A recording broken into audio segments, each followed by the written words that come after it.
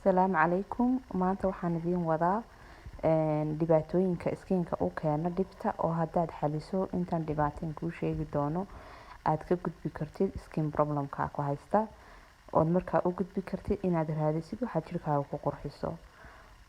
Dhibaatada u horeysa waxaa ka mid ah cadceedda. Cadceeddu jirka badanka waxay u keentaa dhibaatooyin badan oo dadku ku baraarugsaneen. Markaa taana waxaan kugula talinayaa in aad sameysid ka hortag oo ah inaad isticmaashid kareemada cadceedda loo isticmaalo. Ta ku xigtaa waxa weeyaan biyaha oo kugu yaraada iyaduna skin problem bay keentaa. Biyuhu caafimaadkan way u fiican yihiin, skinkan way u fiican yihiin. Taana waxaan rajeynayaa inaad idin sheegay ood sameyn doontaan.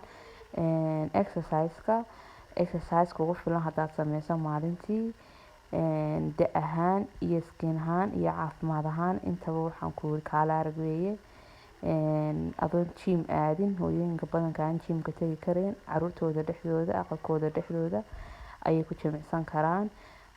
Markaad shaqo tagaysid baad iska jimicsan kartaa, sii lugeyn kartaa. Waxaa kaloo ka mid ah cuntooyinka la shiilo caafimaadka ma fiicna, skinkaagana ma fiicna.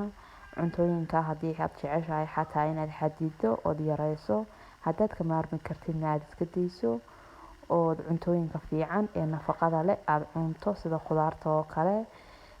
Maxaa la yiraahdaa cuntooyinka nutrition kale oo kale.